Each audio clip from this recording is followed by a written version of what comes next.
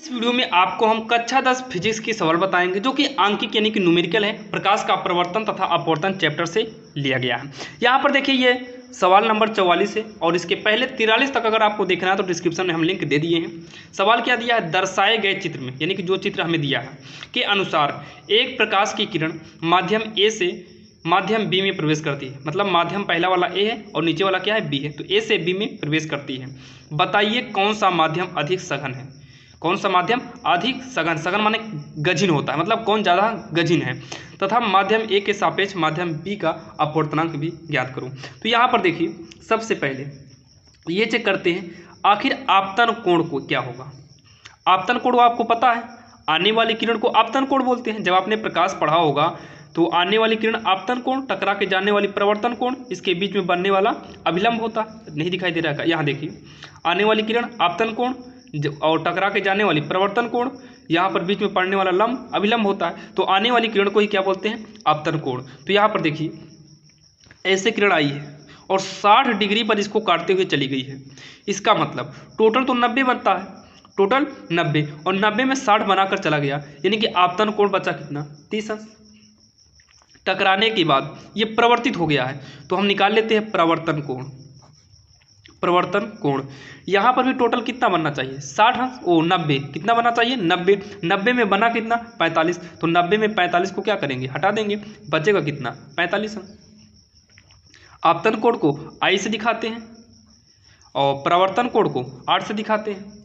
अब उसके बाद हमसे पूछा क्या है, माध्यम ए के सापेक्ष माध्यम बी का अपवर्तनांक, माध्यम ए के सापेक्ष माध्यम बी का अपवर्तनांक। तो यहाँ पर देखिए माध्यम ए के सापेक्ष माध्यम बी का अपवर्तनांक पूछा है। तो यहाँ पर देखिए माध्यम ए के सापेक्ष बी का अपवर्तनांक फार्मूला होता है स्नेल के नियम से साइन आई बटे साइन आर। आपने स्नेल का नियम पढ़ा होगा, उनके नियम से साइन आई बटे साइन आर होता है। तो साइन आई 30 है, आई कितना है 30 है, और साइन आर कितना है 45 है। यहाँ पर देखिए साइन 30 की वैल्यू कितना होता है 1/2 और साइन 45 की वैल्यू 1/√2 होता है। बाहर बाहर से गुणा करेंगे तो √2 ही का नाम √2 होगा और अंदर अंदर का गुणा करेंगे 2 ही का नाम 2 होगा। कर देते हैं परमेयीकरण, क्या कर देते हैं, परमेयीकरण। तो ये हो जाएगा 2/2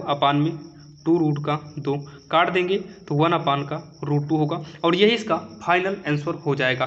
तो यहाँ पर पूछा और है, देखिए ये तो हो गया अपवर्तनांक और ये भी पूछा है कौन सा माध्यम अधिक सघन है। पूछा है कौन सा माध्यम अधिक सघन है। तो यहाँ पर लास्ट में लिख देंगे, क्या लिखेंगे, लिख देंगे यहाँ पर कौन सा माध्यम अधिक सघन है उसके लिए। तो यहाँ पर हम लिखेंगे माध्यम ए अधिक सघन है। कैसे पता हुआ, अभी आपको हम बता रहे हैं, अधिक सघन है क्योंकि यहाँ पर देखिए हम आपको फिर दिखा देते हैं माध्यम ए और बी में कोण देखिए यहाँ पर कितना बना 30, यहाँ पर कितना बना 45। तो यहाँ पर देखिए माध्यम ए जो है इसीलिए सघन है, माध्यम ए अधिक सघन है क्योंकि कोण आर जो है बड़ा बना है कोण आई से, कोण आर बड़ा बन गया है कोण आई से। तो अधिक सघन कौन सा होगा, जहाँ पर कोण जो है क्या बनेगा, कम से कम बनेगा। तो यहाँ पर 30 बना है, ये कम बना है, यानी कि ये आपका सघन होगा और ये क्या होगा, विरल होगा। तो यही आपका फाइनली आंसर हो जाएगा। एक आंसर ये है और दूसरा इसको भी लिख दीजिएगा। बाकी अगर यहाँ तक भी करते हैं तो आपको पूरा नंबर मिल जाएगा, बाकी आप इसको भूलिएगा नहीं। तो चलिए ये आपकी सवाल नंबर 44 थी। आशा करता हूँ साथियों आपको 44 नंबर सवाल समझ में आ गई होगी। तो चलिए अब हम देखते हैं सवाल नंबर 45। अब यहाँ पर देखिए 45 में कोई 2 सेमी लंबा पेन, तो 2 सेमी लंबा है, लंबाई है, लंबाई को अभी छोड़ दीजिए, 10 सेमी फोकस दूरी, तो एफ बराबर 10 सेमी। क्लियर नहीं है कि प्लस में या माइनस में, तो 10 सेमी फोकस दूरी के उत्तल, उत्तल की बात कर दिया क्या, तो यहाँ पर लिख देंगे उत्तल लेंस, उत्तल लेंस के लिए, उत्तल लेंस के लिए। तो एफ बराबर हो गया प्लस में होगा क्योंकि उत्तल की बात है, उत्तल के लिए प्लस होगा। 10 सेमी मुख्य अक्ष के लंबवत रखा है। पिन की लेंस से दूरी, मतलब लेंस से दूरी यानी कि कोई वस्तु होगा, उस वस्तु की दूरी की बात कर रहा है, यानी कि आपका u बराबर हो गया -15। चाहे अवतल हो या उत्तल हो, वस्तु तो हमेशा माइनस में ही होगा। प्रतिबिंब की स्थिति मतलब v बराबर क्वेश्चन मार्क। पहले हम v निकाल लेते हैं, किसके सूत्र से, लेंस के सूत्र से। तो लेंस के सूत्र से तो 1/f बराबर 1/v माइनस 1/u। एफ कितना है, प्लस का 10 है। वी मालूम करना है, यू कितना है, माइनस का 15। तो 1/10 1/v प्लस का 1/15 होगा। 1/10 उठाकर इधर कर देंगे तो माइनस का 1/15 होगा, 1/v होगा। तो 15 10 का लघुत्तम 30 आएगा, 10 तिहाई 30 माइनस 15 दूनी 30, 1/v होगा। 3 में से 2 घटाएंगे तो 1 आएगा, बटे में 30 है, बराबर का 1/v। तो v का नम v, 30 का नम 30 होगा, और सब सेमी में है तो ये भी किस में होगा, सेमी। तो v कितना आ गया, 30 सेमी। यहाँ तक आपके समझ में आ गया होगा।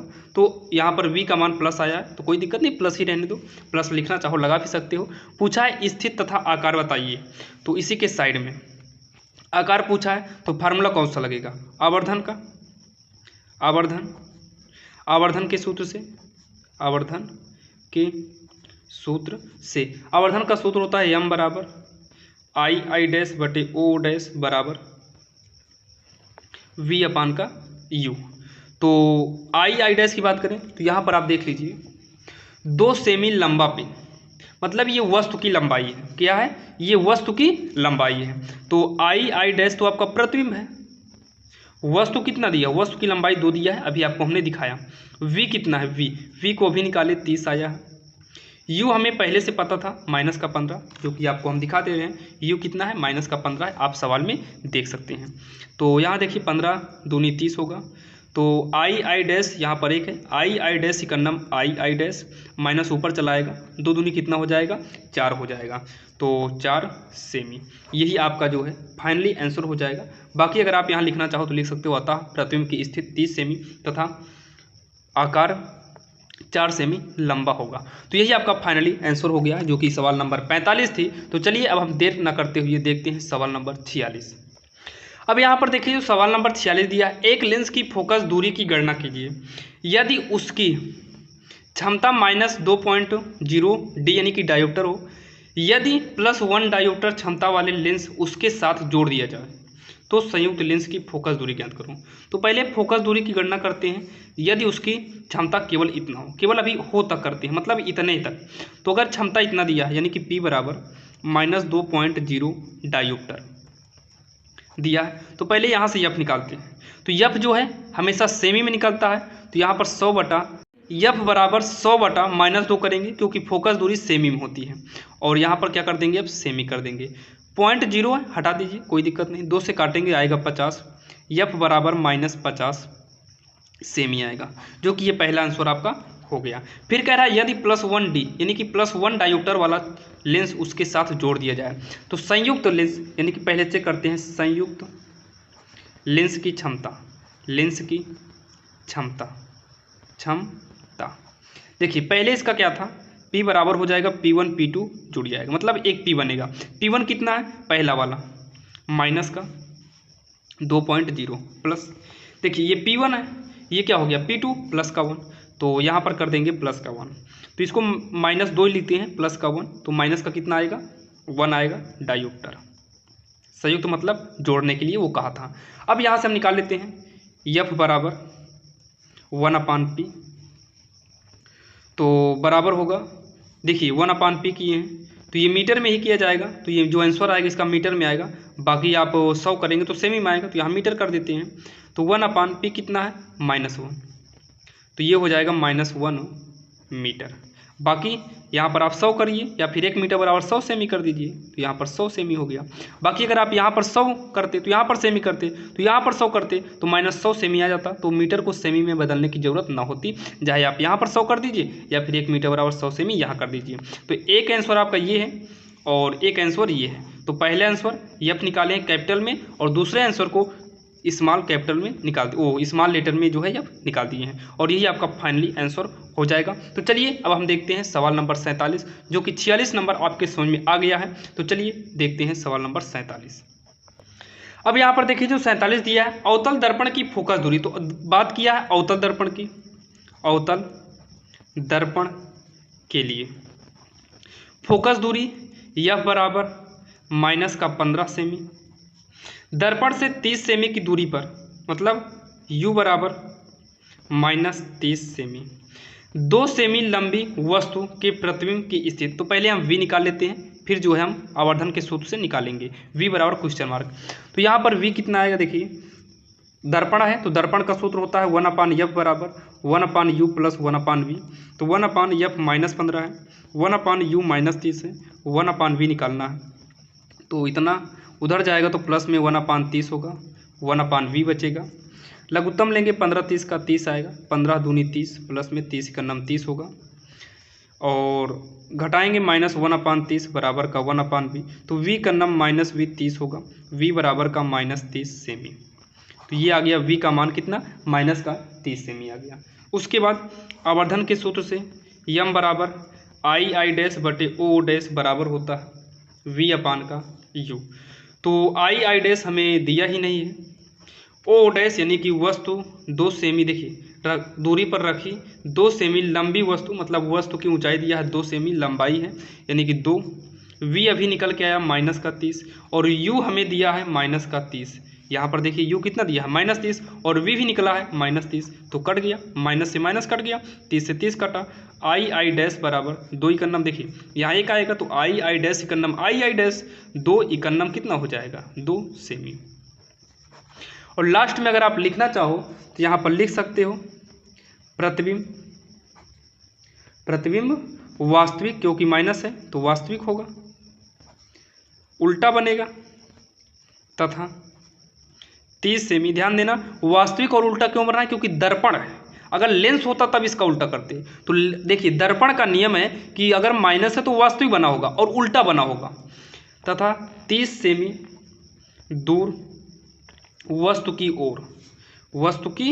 ओर बना होगा, क्योंकि अवतल में ऐसे रहता है, इधर से ही किरण, देखिए ऐसे रहेगा अवतल दर्पण, इधर से ही किरण आएगी, इधर टकरा के चली जाएगी, यहाँ पर टकराएगी नीचे बनेगा, मतलब वस्तु के पास बना, मतलब वस्तु की ओर, दर्पण के वस्तु की ही ओर बना है। तो वस्तु की ओर आकार कितना रहेगा, उसको मतलब जो प्रतिबिंब बनेगा उसका आकार क्या होगा, आकार यहाँ पता चल गया 2 सेमी, आकार कितना 2 सेमी, और यही इसका फाइनल आंसर हो जाएगा। तो चलिए अब हम देखते हैं सवाल नंबर 48 जो कि 47 बिल्कुल आसान थी।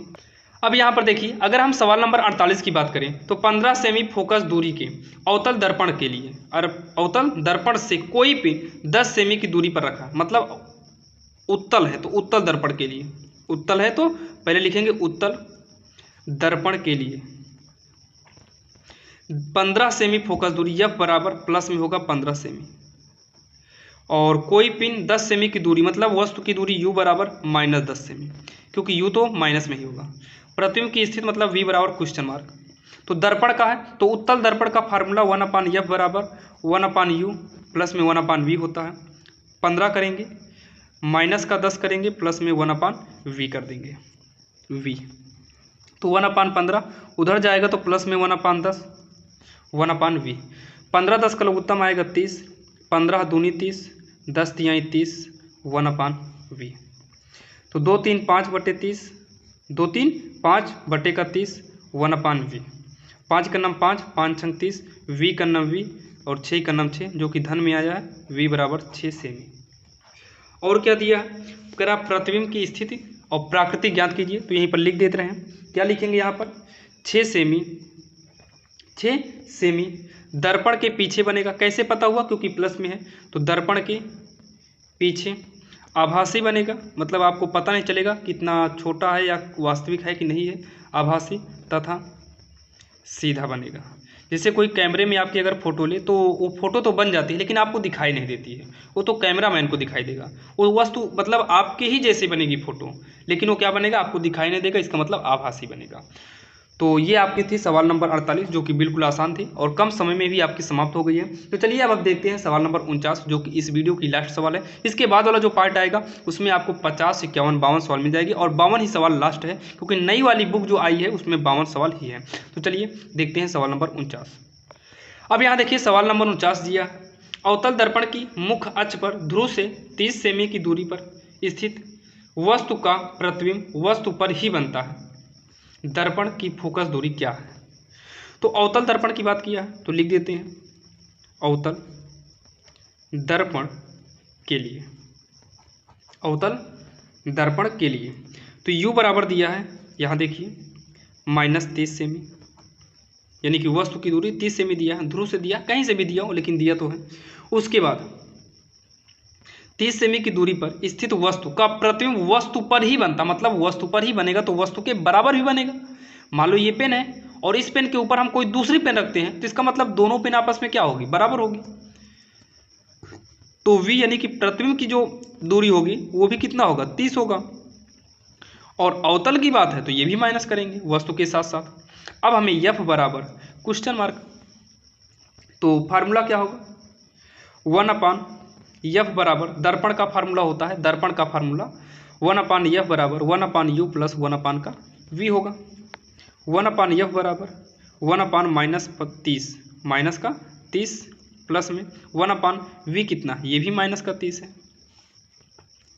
1/f 1/-30 plus minus minus 1/30। 1/f 30 का लघुत्तम 30 -1, क्योंकि 30 से 30 कट जाएगा, एक बचेगा, 1 × 1। 30 से 30 में भाग देंगे, 1 आएगा, 30 × 30, 1 आया, 1 × 1। तो 1/f बराबर माइनस माइनस जुड़ेगा लेकिन चिन्ह माइनस का ही रहेगा। 2 × 2, 2 15 में 30 हो गया। f f 15 × 15 करेंगे, ये माइनस को भी इधर ही भेज देते हैं। तो f बराबर कितना आ गया, माइनस का 15 सेमी। पूछा है दर्पण की फोकस दूरी क्या होगा, तो यहाँ पर लिख देंगे दर्पण की फोकस दूरी 15 सेमी होगी, यही जो है आंसर हो जाएगा। तो चलिए आज के इस वीडियो में 49 तक पूरा कंप्लीट हो गया है, जैसे कि आपने थंबनेल पर देखा था। तो ऐसे ही वीडियो आपको मिलते रहेंगे। अगर आप इस चैनल पर नए हैं तो उस चैनल को सब्सक्राइब कर लीजिए। तो चलिए अब आपको मिलते हैं नेक्स्ट वीडियो में, तब तक के लिए जय हिंद।